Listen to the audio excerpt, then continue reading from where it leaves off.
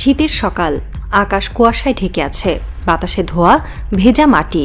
দূরের কোনো চায়ের দোকান থেকে শোনা যায় রেডিওর কণ্ঠ। দিল্লিতে বাংলাদেশি সন্দেহে এক ব্যক্তিকে পিটিয়ে হত্যা। চায়ের দোকানের বৃদ্ধ মালিক কাপ নামিয়ে চুপ করে থাকেন। তার পাশে বসে থাকা তরুণ ছেলেটি বলে ওঠে, আচ্ছা কাকা, আমরা কি সত্যিই ওদের কাছে এমন ঘৃণিত? বৃদ্ধ শুধু তাকান, কিছু বলেন না। তার চোখে আছে এক দীর্ঘ পরাজয়ের ছায়া। এই সময়েই টেলিভিশনে খবর আসে, বাংলাদেশ ক্রিকেট দলের কিছু খেলোয়াড় ভারতে বিশ্বকাপ খেলতে মরিয়া হয়ে উঠছে। হাসি মুখে কেউ কেউ বলেছেন, খেলার সঙ্গে রাজনীতি মেশানো ঠিক নয়। দোকানের ভেতর নীরবতা। বৃদ্ধ শুধু বলেন, যে দেশ নিজের রক্ত ভুলে যায়, সেই খেলা জেতে না, সে আত্মা হারায়। পৃথিবীর ইতিহাসে এমন রাষ্ট্র খুব কমই আছে যেখানে প্রতিবেশী দেশের সন্দেহে নিজ দেশের নাগরিকদের পিটিয়ে মারা হয় নিয়মিতভাবে। ভারত সেই ব্যতিক্রমী রাষ্ট্র। আসাম, উত্তরপ্রদেশ, দিল্লি, যেখানেই শুনবেন বাংলাদেশি সন্দেহে কোনো মানুষকে মারা হয়েছে, সেখানেই পরে প্রমাণ হয়েছে সে ভারতীয়ই ছিল। তবু বাংলাদেশি আতঙ্ক ভারতের রাজনীতির সবচেয়ে সহজ অস্ত্র। ভোটের সময় তা ঘুরে আসে, মিডিয়ায় তা প্রচারিত হয়, আর মাঠে তার প্রতিচ্ছবি দেখা যায় ক্রিকেটে। যখন সীমান্তে বাংলাদেশিদের গুলি করে মারা হয়, যখন ভিসা বন্ধ হয়ে যায়, যখন ট্রেনে, বাসে, কলেজে বাংলাদেশি উচ্চারণ শুনলেই হুমকি আসে, তখন সেই দেশের মাঠে গিয়ে বন্ধুত্বের বার্তা বহন করা মানে নিজের দেশের বেদনার প্রতি চরম অবজ্ঞা। এটা কূটনীতি না, এটা দালালি। এটা এক ধরনের নরম দাসত্ব, যেটা বুঝে শুনে কিছু মুখ হাসি মুখে মেনে নিচ্ছে। বাংলাদেশে ক্রিকেট একসময় ছিল বিপ্লবের ভাষা। এটা ছিল সাধারণ মানুষের গর্ব, যেখানে একটি ছক্কা মানে ছিল প্রতিশোধ, একটি জয় মানে ছিল আত্মমর্যাদার পুনর্জন্ম। কিন্তু এখন সেই মাঠে এক নতুন নাটক চলছে। যখন সীমান্তে বাংলাদেশের মানুষ গুলিতে মরছে, যখন বিএসএফের হাতে একজন কৃষক বা গরিব শ্রমিক নিখোঁজ, যখন ঢাকার বিমানবন্দর থেকে মানুষ ফিরছে ভিসা না পেয়ে, ঠিক তখনই কিছু ক্রিকেটার ইনিয়ে বিনিয়ে ভারতের পক্ষ নিয়ে বলেন, খেলা রাজনীতি থেকে আলাদা হওয়া উচিত। এই একটিমাত্র বাক্যে লুকিয়ে আছে নরম দালালির পুরো দর্শন।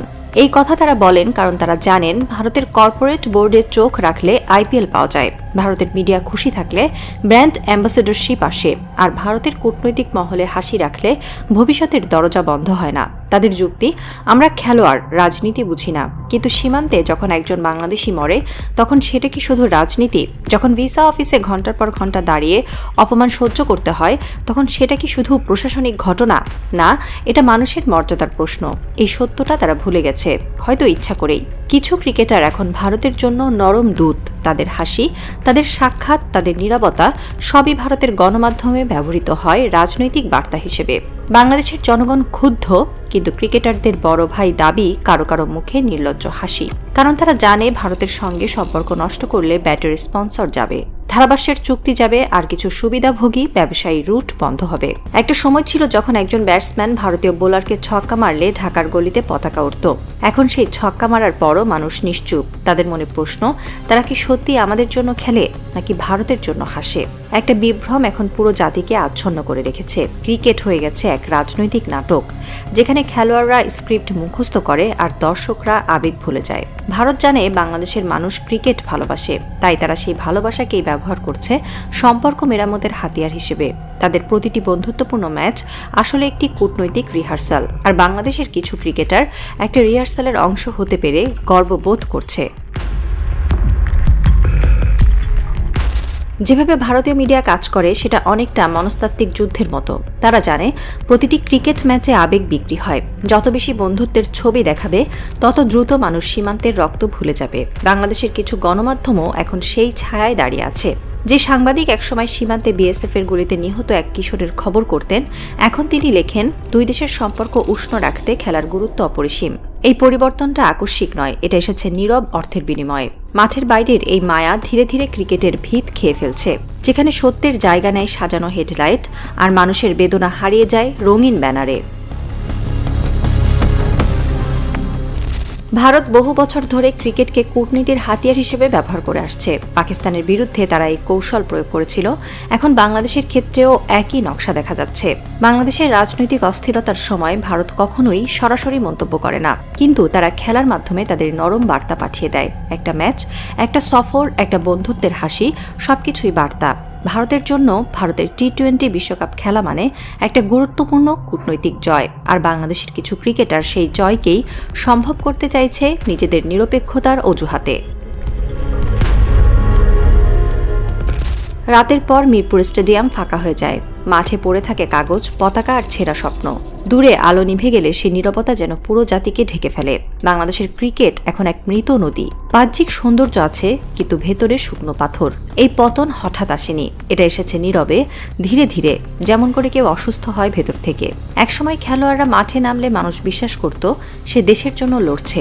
এখন মানুষ ভাবে সে কার জন্য লড়ছে, দেশের জন্য নাকি স্পন্সরের জন্য। যখন সীমান্তে রক্ত ঝরছে তখন ক্রিকেটাররা কর্পোরেট ডিনারে অংশ নেয়। যখন ভিসা বন্ধ তখন তারা বলে সম্পর্ক উন্নত করা দরকার। যখন একজন দর্শক ভারত বিরোধী স্লোগান দেয় তাকে নেগেটিভ অশিক্ষিত বলা হয়।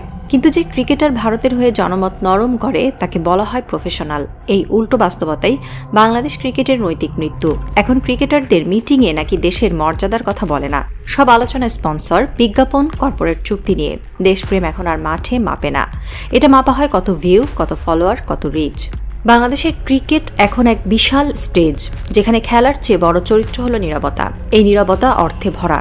চুপ থাকা মানেই সুযোগ পাওয়া, মুখ খোলা মানেই তালিকা থেকে বাদ। এই বাস্তবতার ভেতর সাধারণ মানুষ ধীরে ধীরে সরে যাচ্ছে। যারা একসময় পতাকা নিয়ে রাস্তায় নেমেছিল তারা এখন শুধু নিঃশব্দে ম্যাচ দেখে। আবেগ জাগে না, শুধু দীর্ঘশ্বাস জাগে। একদিন হয়তো বাংলাদেশের ক্রিকেট আবারও জিতবে, কিন্তু সেটা হবে নিঃসঙ্গ জয়। কারণ মানুষ আর বিশ্বাস করবে না যে এই মাঠে দেশের মর্যাদার লড়াই হয়। এই বিশ্বাস হারানোই সবচেয়ে বড় পরাজয়। যে ক্রিকেটার একসময় গর্ব করে বলতো আমি বাংলাদেশের সৈনিক, আজ সে বলে আমি পেশাদার। এই পেশাদারিত্ব মানে এখন নীরবতা। এই নীরবতা মানে আত্মসমর্পণ। রাতের শেষে যখন স্টেডিয়ামের আলো নিভে যায়, বাতাসে ভেসে আসে এক নরম শব্দ, আমরা খেলেছি, কিন্তু কাকে খুশি করতে? এই প্রশ্নটাই বাংলাদেশের ক্রিকেটের অন্ত্যেষ্টিক্রিয়া। এই নীরব পতনের সাক্ষী থাকবে শুধু ইতিহাস। ভোরের আলো ফুটছে ধীরে ধীরে। ঢাকার রাস্তায় একজন ছেলেকে দেখা যায়, সে হাতে একটা ছোট পতাকা নিয়ে হাঁটছে। চোখে তার আগুন, মুখে ক্লান্তি। এক বন্ধু জিজ্ঞেস করে, তুই আবার কেন পতাকা নিয়ে বের হলি? সে মৃদু হেসে বলে, কারণ ওরা খেলা বিক্রি করেছে, কিন্তু আমি দেশ বিক্রি হতে দিতে পারি না। আকাশে তখন কুয়াশা ভাঙছে। সকালের আলোয় ভেসে ওঠে সেই পতাকা, এক জাতির গর্ব, যে গর্ব হয়তো এখনো বেঁচে আছে কিছু সাধারণ মানুষের হৃদয়ে। আর দূরে ভারতের সীমান্তের ওপারে কোনো এক মিডিয়া হেডলাইট হয়তো আবারও লিখছে, বাংলাদেশের সঙ্গে বন্ধুত্বপূর্ণ সম্পর্ক মজবুত হচ্ছে ক্রিকেটে।